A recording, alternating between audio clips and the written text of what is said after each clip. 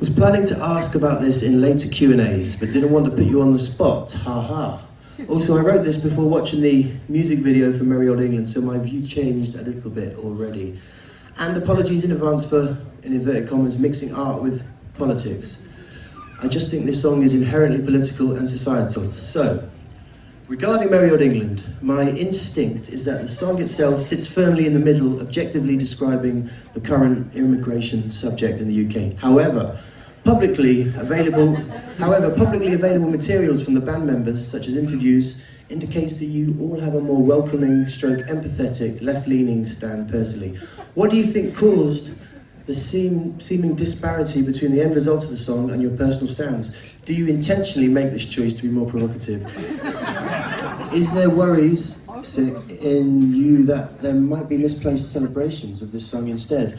Seeing the usage of right-leaning terminology, such as illegals, in inverted commas, I would say I've witnessed this term triggered left-leaning people and would prefer the likes of unauthorised immigrants. Let's ignore the performatization of neoliberalism here, though. Are you concerned about, say, the far-right groups of society see the song as a win for their side? Not sure how you'll be able to provide me with the answer from Zali. Zoo.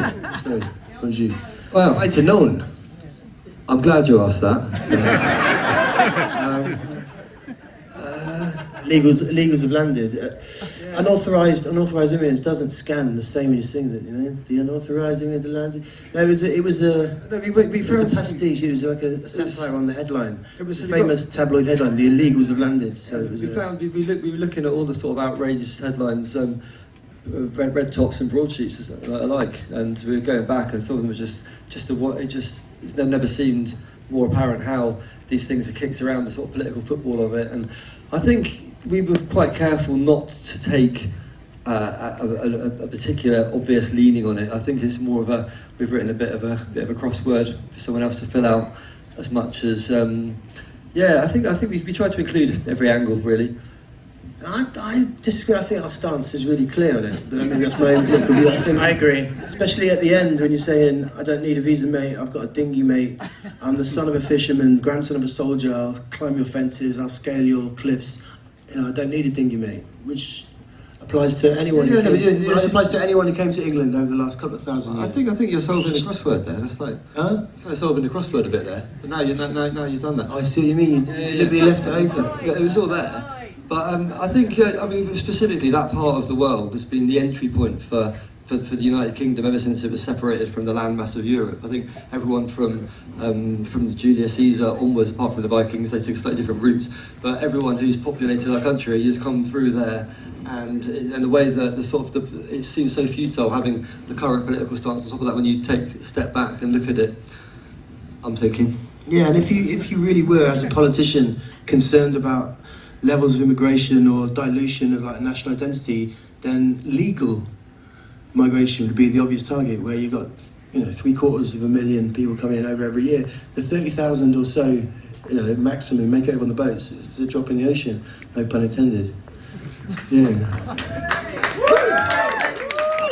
And going back to the original question that was asked beforehand regarding immigration and so forth, I think the media and the government have worked really, really hard at dividing our opinion as to what is acceptable immigration into this country, and then left out all of the education regarding what immigration actually is in this country. The first person of color to be registered in this country was a guy called Lucius in 1593.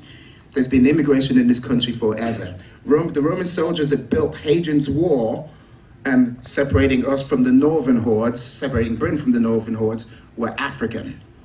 40% of all archaeological digs in this country have people of color in. So there have always been people of color in this country. It is what has made up the fabric of what this society is. It's not 1948. It's not the Second World War with the Indian and the Italian and the Polish fighters joining in, or the First World War with the African soldiers assisting. It has been part and parcel of the fabric of British society since the dawn of time. And I think that part of the education is actually missed. And I think the song Merry Old England actually shows a great deal of empathy And I think that is the one thing that the powers that be and media in general are trying to deride from society in general, the ideology of having empathy for humanity. And I think the song really does exemplify that to the best of its ability.